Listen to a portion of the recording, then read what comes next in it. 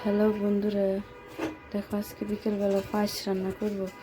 1 KG দুধের সাথে আমি 4 মুঠ চাল দিলাম আমার হাতের। এই চালগুলো একটু ভিজিয়ে রাখবো। এই যে দুধটা আমার শাশুড়ি গরম করে রাখছে।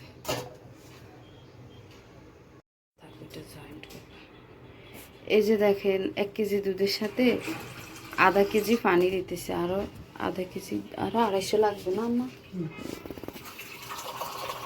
এটার মধ্যে মনে হয় গ্লাসের তো 250 করে ধরে না আম্মা? দেন এখান থেকে দিয়ে দেন। কোনটা মিশিয়ে দিবি আগে? এটা ঠিক এই যে দেখেন 2টা এলাচ আর একটা দারচিনি দিতেছে। বিসমিল্লাহ। এই যে দেখেন গুড় দিয়ে পায়েস রান্না করব। আমরা গুড় দিয়ে পায়েস রান্না করি, আমাদের কাছে অনেক ভালো লাগে। অনেকে চিনি দিয়ে করে, তবে এটা হলো খেজুরের গুড়। এই যে দেখেন দুধটা নাড়াচাড়া করতে হবে। এখনো চাল দিই নাই, দিব।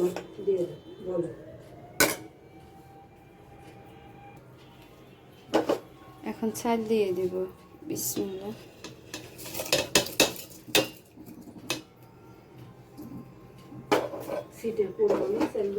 চালটা একটু ভিজিয়ে রাখবেন, তো পায়েসটা খুব ভালো হয়।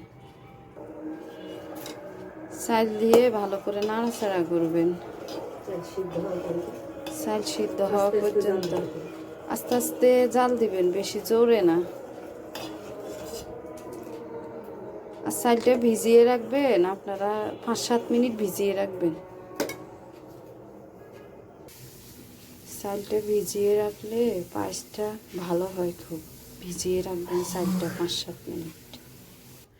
গুড়টা তো অনেক বড়, তাই গুড়টার ফাটার মধ্যে দিয়ে পলিথিনের ভিতরে ঢুকায় এটার একটু বাড়িয়ে বাড়িয়ে থেতো করে নেবে, নাহলে এমনি দিলে চারদিকে ছড়াইয়ে যাবে।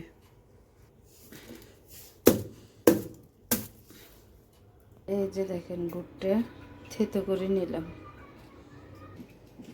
বিসমিল্লাহ। এখন গুড় দিয়ে দিব। চালটা হয়ে গেছে, হয়ে আসছে। এখন গুড় দিয়ে দিব। মিষ্টিটা আপনাদের পরিমাণ মতো, যে যেমন খায় মিষ্টি।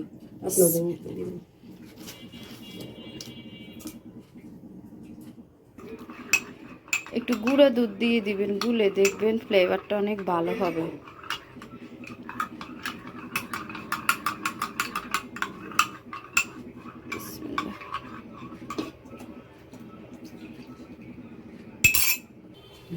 এই যে দেখেন পাঁচটা হয়ে গেছে, অনেক সুন্দর কালার হলো।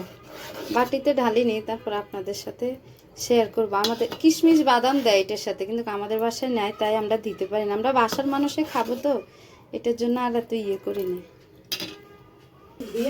এই যে দেখেন পায়েস রান্না শেষ। খেজুরের গুড়ের পায়েস, অনেক সুন্দর কালার আসছে। এই যে দেখেন, ওয়াও! আপনারা এটা বিকেলে নাস্তাও খাইতে পারবেন, আবার মেহমান আসলে মেহমানকেও দিতে পারবেন।